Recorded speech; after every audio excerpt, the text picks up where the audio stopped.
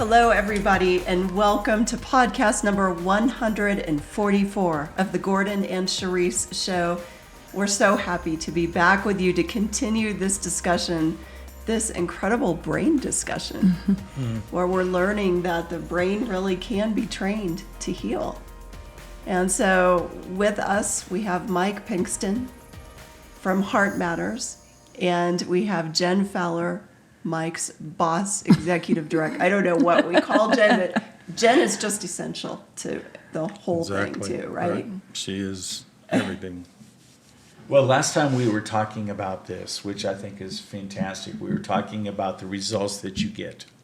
Mm-hmm. And my concern was, is this just short-term results where the brain goes back to its old ways and then the treatment you got was small results, minimal results, and is it really worth it? Sure. Mm-hmm. Expand upon that, because you mentioned that you've seen long-term results in your career.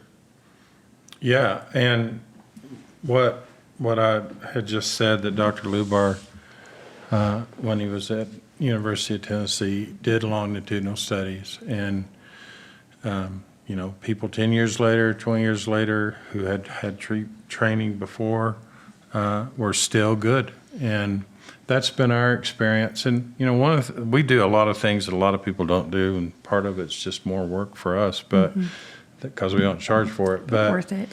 But like when we think somebody is close to being finished, we'll tell them to take a couple of months off, and then we'll come back in and we'll reevaluate them. And I have yet to have somebody who wasn't better in that 2-month period, and we sometimes have done it at 6 months. Wow. And like I have some guys that I had bipolar, and they had rapid cycling bipolar, and they were having psychotic episodes several times a week. That was 6 years ago. They became asymptomatic within the first 10 sessions. Wow. And to me, it's a miracle. All this is a miracle. Why did I start doing this? I wanted something better, and I'm a good counselor. I'm a good therapist. I know all the tricks, and I've been trained very well. But nothing was like this. Mm-hmm. Nothing was. This not only changes you now, it changes you for the rest of your life. Changes your future. And as a healthcare clinician, isn't that rewarding when you know the people that you're serving are actually going to receive a benefit? Mm-hmm. Right. And we get to watch it. So Jen, that's what I wanted to ask you, because sometimes I've walked into the clinic and you are just on cloud 9 because like a 13-year-old girl graduated from the program. Yep. And you inherit somehow plants, by the way. I do. So your office is beautiful with gifts of plants and life, and then you put cute little glasses on the plants and name them.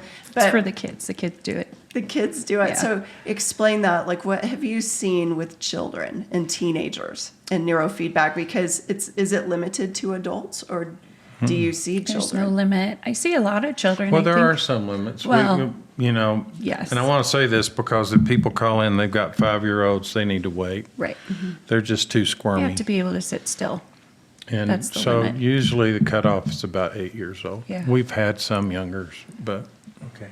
So I usually take most of the kiddos because I just love them. We've had, since COVID lifted, we have had a ton of like preteen and teenagers. Every single one of them is struggling with anxiety. But yeah, I'm really passionate about them. And I have not, trying to remember, there's not one I can think of that that neurofeedback has not helped, and most of them it's life-changing help. We've seen so much OCD. And so, when you were training during that time, I had 2 little OCD kiddos, 13 years old, that we were just seeing so much progression. And now one of them, she's doing fantastic and just soaring through life, because I usually tend to stay in touch with a few here and there, you being one of them. But Yeah, it's just phenomenal because I get to, when people come into my office for the first time, they're not in a great place, right? Most of them have usually gotten here because they've tried everything else. They've tried all the medications, they've tried all the things, and they're desperate enough to be open-minded enough to try something different like neurofeedback. And so then I get to know that we spend a lot of time together, right? 2 hours a week. And It's very bonding. it is very bonding because it takes a while to get the cat connected. And that's when we talk. And so to see them at their worst, and then I get to watch this slow progression of whatever they're in there for getting better. So with Charisse, I could watch, like, she's a little more at ease. Her anxiety isn't as bad. She's more confident in herself while going through cancer. I mean, you had been there, I think, 2 weeks or something but when you were diagnosed. So we kind of walked that journey together. And so I don't even remember what the question was, but yes, we get a lot of kids. Yeah, just that's so important. And just seeing the joy in your face. I absolutely love what I do. Before I even agreed to go through 40 sessions of neurofeedback, I think it was the joy on your face Really? that gave me the confidence to say, Awesome. this has got to work. Awesome. And the little kids that were so precious, I would see in the waiting room, and their whole family was there. Some of them, the whole family is getting treated. And I thought, wow, this is like, why doesn't anybody really talk about this? Why don't more people know about it? Right. And question. because truly, I don't want to put Band-Aids on healing. Right. Yep. Right. I want to pull the roots out. Fix the problem, not the symptom. So when brain patterns become normalized, help me out. When they become normalized, then we have a different homeostasis or balance with emotions. Is that what you're seeing in these kids, especially? Absolutely. They can regulate themselves. And that is an issue right now with kids at that It age is. group. Post-COVID, the suicide rates Absolutely. are out the roof. I was about to Absolutely. say, we're all trying to figure out how to live in a post-COVID Right. world. A new Nothing is normal. the same. But for kids, it's like the whole carpet of their life was pulled out at such a young Absolutely. age, and adaptability, they didn't have the tools to begin with. That's the age you're learning social relationships and social interaction, and they didn't get that. They were locked up in their house, quarantined. So then COVID lifts and they go back to school, and it's so many people and so many things, and they can't It's function. overstimulating when Absolutely. you go from a Yep. quiet or isolation Yep. to Yeah. all of a sudden the world Yeah. is open. Yeah. So your specialty is Loretta Method. Yeah, and what we do is kind of hard to describe, but so surface neurofeedback, like I said, is usually 1 to 4 metrics, and it's concentrated in in an area, and I think that's one of the positives of it. It can be very powerful for certain things, but it also can be misused. And I mean, there are lots of people that practice neurofeedback that have like I said, have no idea. They don't do QEEGs. They have no idea. They're not. They bought a system, and it's everything's canned, and they do the same protocol for everybody.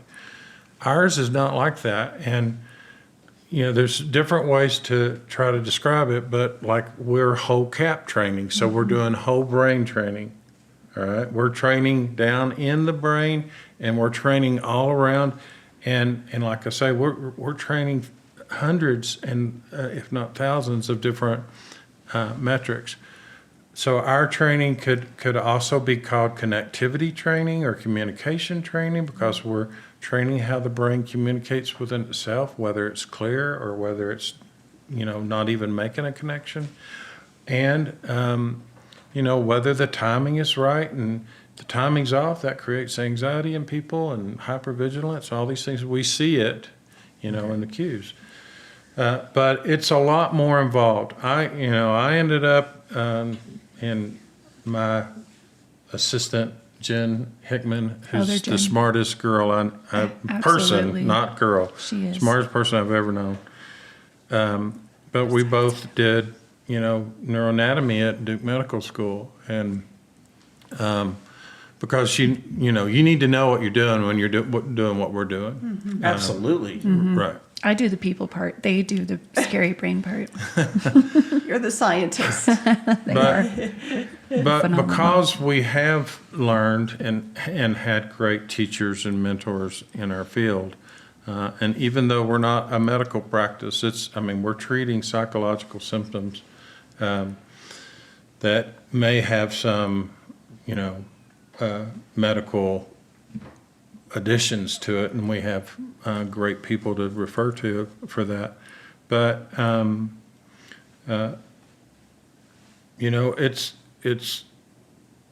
it's really been very incredible because it's very comprehensive compared to other types of neurofeedback. It's to me, we didn't have side effects until the last year, and we started treating first responders and soldiers that had been shot in the head. And one of the things that neurofeedback does, our type at least, is it brings blood flow and oxygenation to an area. Okay. And if you've been shot in that area, you have what's called post-traumatic ischemia, which is a swelling in that area. And if you bring blood flow too fast, it creates headaches. So you got to back off, got to do it slower. That's the first time we've ever It's the had it. only time Wow. I've ever seen a negative side effect. So you're describing customization with your techniques. Everything's customized. We do Okay. not treat you like we treat her. Thank Well, the that's- Lord. Phew, right? Wow. Then I might actually do this. They're not You going to should. make. It's they're not based gonna on make your you be. brain. Aren't you glad you don't Yeah, have yes. to get in my head? Yes, I am.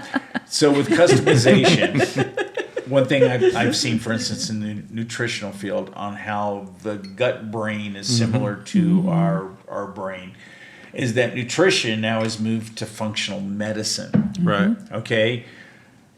With what you're doing with neurofeedback, Loretta Method, and other customization and reading, how you read and map and do these different things, do you see an advancement in your field that's coming? Good question. I don't know. I mean, the answer is yes. I mean, we're just at the beginning. This is, It advances constantly. I'm wondering Right. if AI has any impact on what you're doing. Yeah, and I'm a little scared of that. I have a good friend and who's at the University of Washington, and she's doing AI stuff. And I'm a little scared of it right now. I mean, I haven't been convinced. So Right. But I see the advancement just as we have had our platform and we're dealing with these complex things and different modalities of healing. I think one of the advancements is the integration of this into all the other modalities of healing. That's my dream. Because in my life, if I am so grateful, literally, that I walked into my client's door and I saw a cooler than a cucumber client who had never been that way before because of traumatic stress. And it inspired me to go. And Yeah. then through that, I meet you guys. I'm learning about it and didn't know how vital it would be. In a time where I never thought I would have cancer. It was never on the radar. Right. But I definitely think it helped me, not just back then, it's not past tense, it's helping me as I speak today. But also integrating that part to then become a better steward of other parts of my body, the gut microbiome, dealing with the other modalities of healing that I am doing and that you've been a big part of, Gordon. I think it's just part of it. This is, to me, this is the highest level of healing. Yeah. So I have more questions on the neurofeedback portion. Does it help with cognitive enhancement? yep. Absolutely. So And cognitive decline. yes. So let's say someone has dementia or Alzheimer's, because we're seeing those particular conditions or disorders climbing through the roof right now amongst the geriatric population. But who knows what we're going to have with different vibrational frequencies, different waves that we're getting from cell phones and everything else. Great question. How do you see neurofeedback helping those type of people? Well, I've been a part of a dementia study that was at Texas A&M. It was in Temple, Texas, but it's Texas A&M Medical School, the head of their neurosurgery department. And we were testing basically, you were talking about new technology. This is one of them, photobiomodulation. It's what's called, where we use near-infrared light at a certain nanometer to basically massage the brain. It apparently goes in to the neurons themselves in the mitochondria, and it cleans them up and reoxygenates them and can do neurogenesis. And Wow. and we had amazing results with dementia. It was like 36%. So now the problem is you have to keep doing it. That would be the problem with just about any kind of STEM, whether it's TMS or photobiomodulation or How often do you keep doing it? every day. Oh, And I mean, it's like 6 minutes a day, but you have to do it, and because you'll get out 6 months and they'll have reverted. But we saw 36% return to normal, and that's an uncanny number. that's incredible. Because medication is nowhere near that. No, Nowhere near that. that's very near and dear to my heart. And so we have invested in that technology as well in our office, and we have people with dementia that are using the helmets that we use for that, and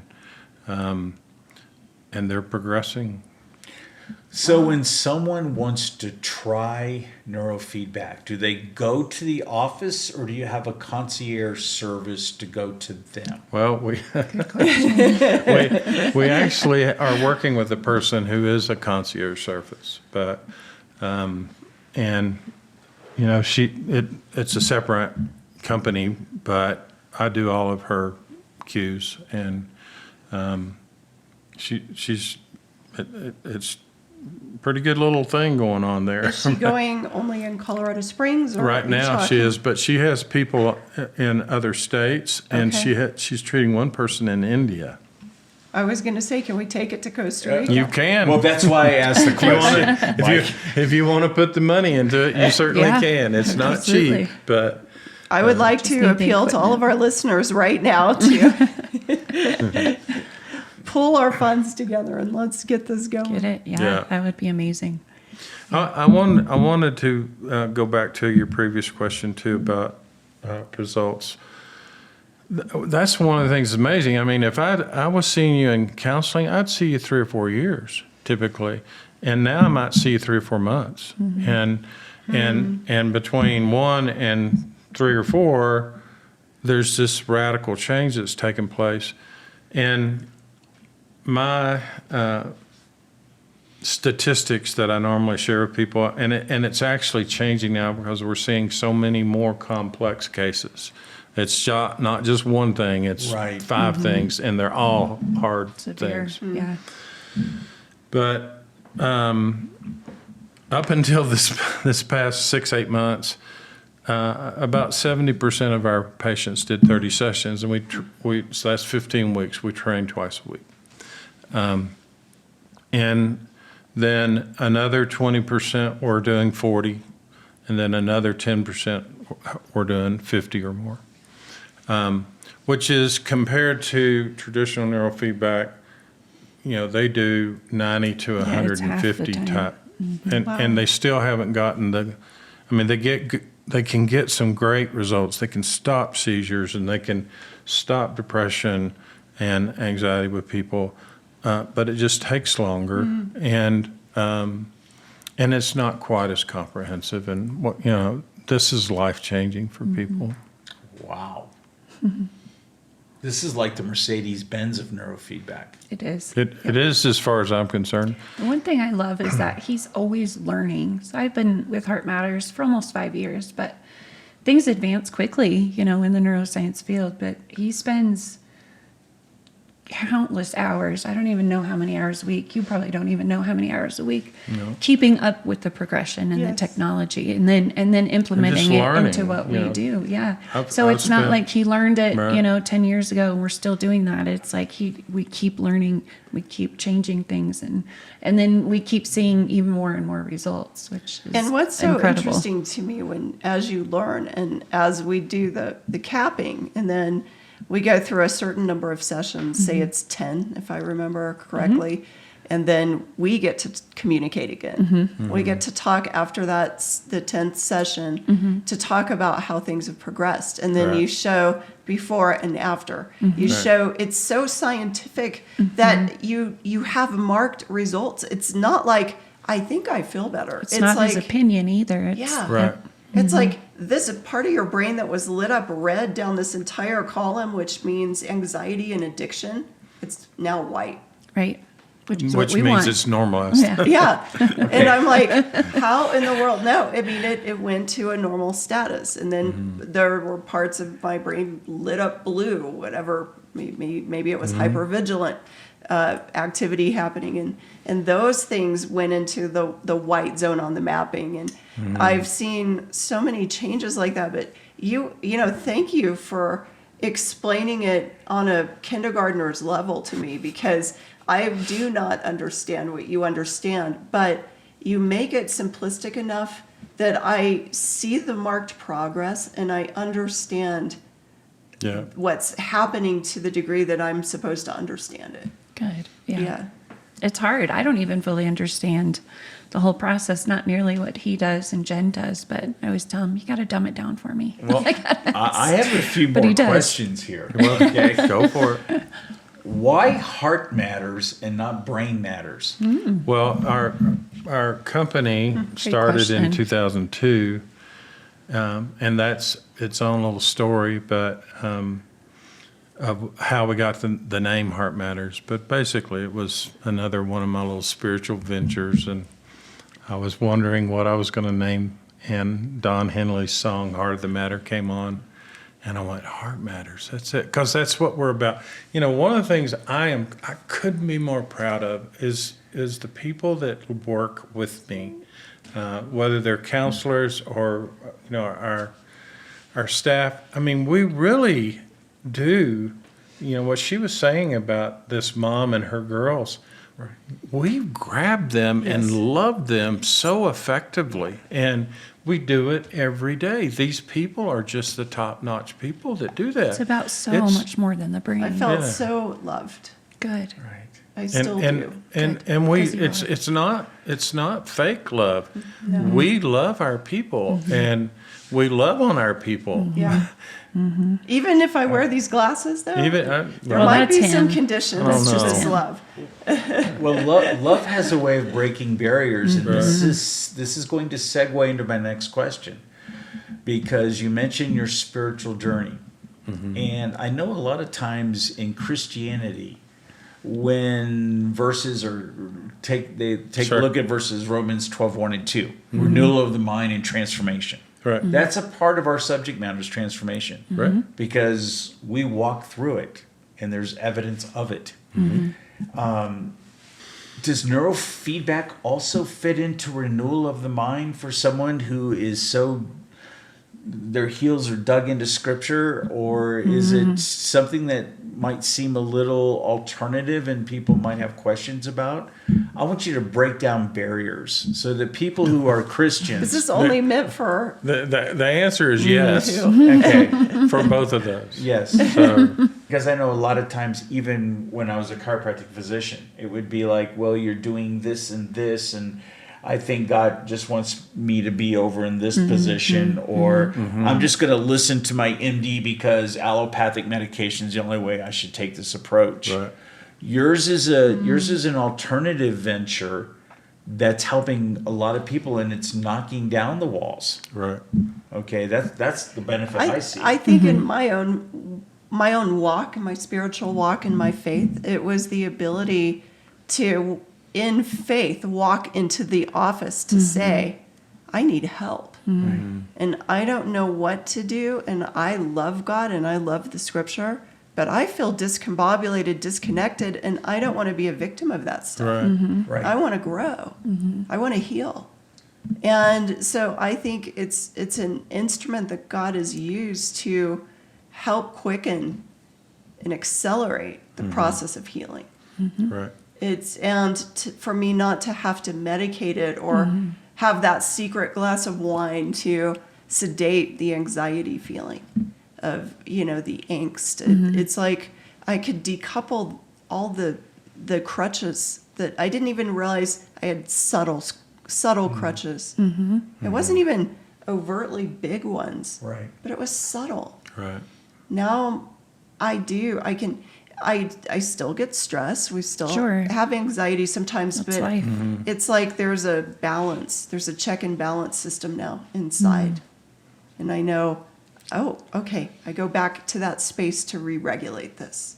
Awesome. And I'm not even trying. It just Yeah. happens. Yeah. Well, you are more evolved than the average person. True. Well, thank you. Gordon, how do you feel about that? I'm going to move on to the next question. Next question. For basically our listeners who are looking for ways to optimize their lives, what's one piece of advice or insight Lord. you would leave to them about the power of neurofeedback? What's one piece of advice? Because a lot of people are looking to optimize their capacity to heal and to live. You know what I love about neurofeedback is that the client doesn't necessarily have to be willing. So it's different than talk therapy in that you don't have to open up to some stranger about whatever is painful.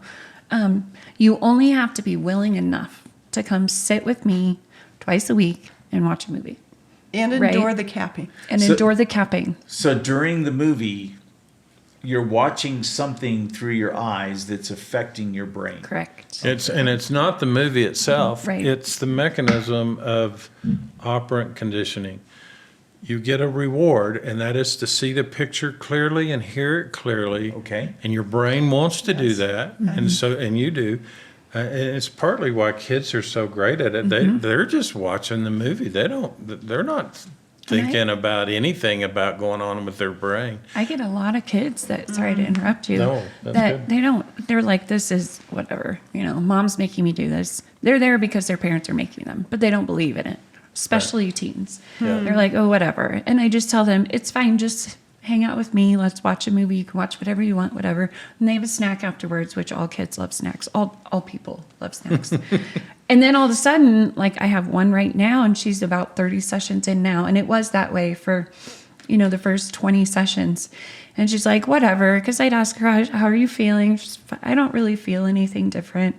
And then all of a sudden after 20, I think it was 22, and we had just done her cue to check her progress. And what the day I did her cue, she's like, I don't notice anything, and I'm like, that's okay. At least we get to hang out, You don't have to believe in it. You don't. But then she came back the next week and she goes, my teacher mentioned to me that I was reading a lot more and out loud and I wasn't stumbling on my words. And I was like, well, that's cool, and she's like, I realized that now when I read, my words don't vibrate.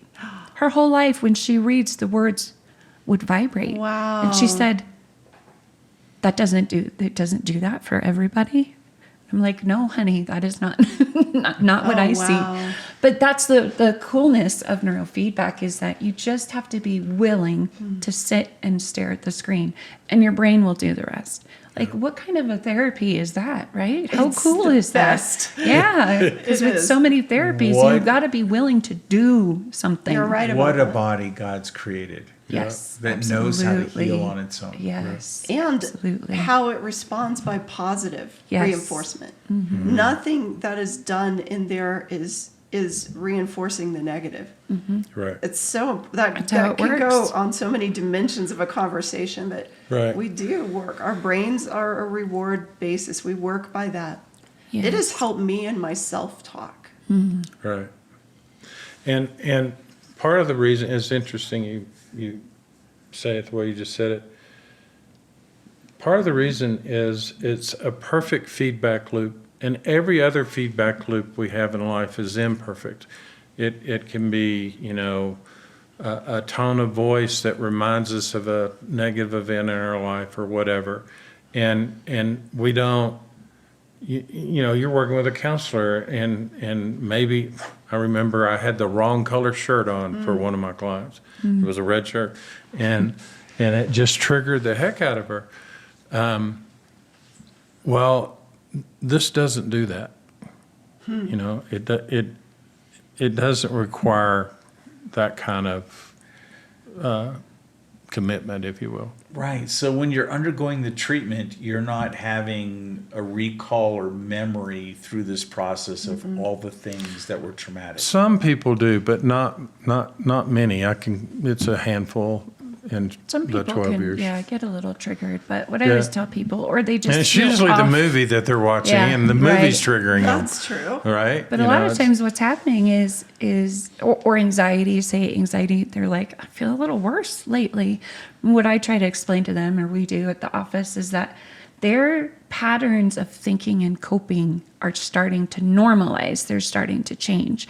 And sometimes it takes us a little bit to catch up with that, right? Or we have to change our coping skills.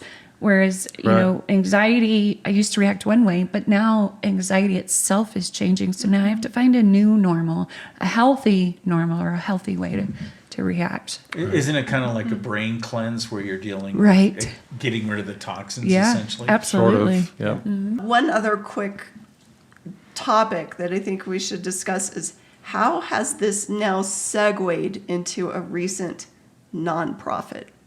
Oh, yeah. I would love for people to know what you're doing on that side, and if they don't live around here but they want to get involved, if they want to help society, if they want to help, what can people do to get around this?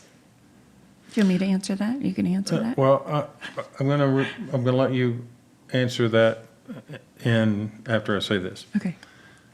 In the last year, we have gone with 3 new ventures. One is the concierge service that's run by a lady. Her name is Jeanette Lyons. I don't know how to get in contact with her, or I'll give you her number. The other is that one of our families that came for neurofeedback from Woodland Park wanted to get trained and create an office in Woodland Park. So now we trained have on how to do it, Right. not receive neurofeedback, but how to administer neurofeedback right. training. I mean, they had. So she just wrote me a note the other day. It just blew me away, and it was one of those things where I saw something, and I sent her to Dr. Morris or somebody, Dr. James up in Woodland Park, but they're functional medicine guys, and I'm a firm believer in that. And anyway, they wanted to start up there, and so we started up there. And all my people have such wonderful incredible. hearts. They just love people, and I am so proud of that. And she wanted to start a nonprofit for first responders. To be able to receive neurofeedback for free, basically. That was her heart. And think about it for them. I mean, if it's, ex-military, this, any help is being weak. And it's the same thing with, the sheriff's department or the police department. These people are not supposed to have any kind of problems when they're seeing the most atrocious things every day. Absolutely. And that, the one guy that we worked with, one of the deputy sheriffs we worked with, I also did counseling with him. And I've worked in counseling with the most abused people, cults, all kinds of things. I've never heard such horrible stuff. Wow. And he couldn't help but tell it. I mean, Wow. It was finally somebody would listen to this. And I mean, if you can't imagine the situations. They see children, that have been murdered by their family, or, stepping on a child's scalp when they're entering in, to arrest somebody. Just horrible, horrible stuff. And so there's a stigma still associated with anything that, like counseling, that gives you help. Well, this is a kind of a cool thing because we don't require you to talk about it.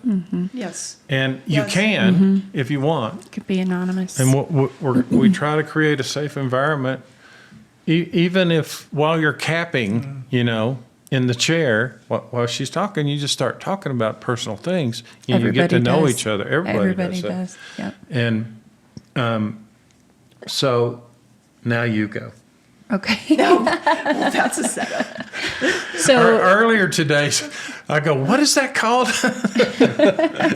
So kind of what he was saying, but this woman that he's talking about, her name is Allie, and she came in, her two people of her family came in and did neurofeedback, and they live up in Woodland Park. And the results for her two family members were so life-changing that she was like, I have to do this. I have to get involved. Yeah. So like you said, she came to us and was like, will you teach me how?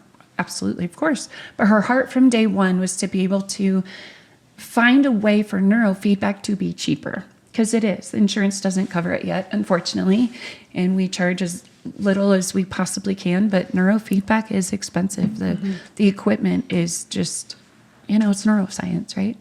And so that's been her goal from day one. And so she learned how to do it, and that led into, hey, we can open up an office up in Woodland Park, and Allie can be the technician that does it. And, it's still part of Heart Matters.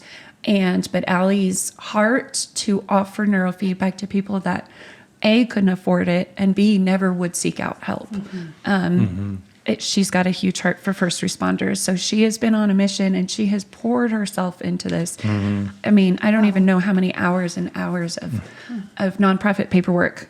But we've been able to open up a project under a nonprofit that now people can donate, and it's to serve first responders. That's kind of the qualification, them and their families, but they can come to Allie, to us, and apply to receive neurofeedback, and it's all anonymous, right? So whoever they work for, if it's a sheriff's department or fire department or whatever, they'll never know they're getting help. Wow.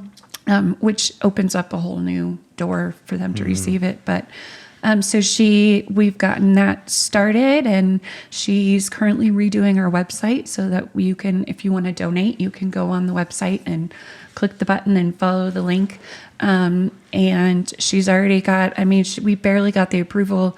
Within days, she told us, hey, I just found somebody to donate $8,000. Can we get our first person going? So She's so incredible. on fire for it. It gives me goosebumps. And it's called Heart Matters. Restoration Initiative. Yeah. Yes. Matters Restoration Initiative. Initiative. I'd Is already that- forgotten it again. Well, I'm glad we're having this conversation. Me too. I think. Well, listen, we're going to conclude on this particular show. How do people get a hold of you all? Yeah. And I'm going to talk to her. I think she has the Jen knows. the website and phone number and those type of things. So it's www.theheartmatters.org. The Heart Matters. Theheartmatters.org, not just Heart Matters. Okay. And so all of our contact info is on there, and it kind of depends. When people come to us, it depends on what they're looking for. If they're looking for neurofeedback information and, how much does it cost and appointments and all of that kind of daily tasks, I can help them with that. If they want to talk about neurofeedback, how it can help them for what they're specifically experiencing, then I send them to Mike, and he meets with them, phone call or Zoom, and can tell them exactly, answer their specific questions. And then after they speak with him, then they reach out back to me. So. Yep. I love it. That's fantastic. And I would just recommend anybody who's curious, anybody who feels even a little bit of a prompting, this is something that may have some of the biggest impact in your life. Go forward and be curious and see what can happen. I always tell people to just come get your initial QEEG. Like that's not committing to neurofeedback in 2 sessions a week for 15 weeks or anything like that. Just come do your brain maps, meet us, meet with him, let him tell you what your brain is saying, and then go on from there. But at the very least, get the information. That's right. So you can't do anything about it until you at least have the information. Thank you both for being on the show. It means so much to have you. It Thanks means for so having much Thanks for for what having you're us. doing in this town. And I just look so forward to seeing how this healing modality particularly can continue to help the people and the families and transform lives. So Us too. thank you. Well, it's a valuable tool in the bag of healing. So thank you very Amen. much for today. And we look forward to seeing you next time on Podcast 145, and we'll have guests on that one as well. Thank you for joining, and thank you for listening. Thank you.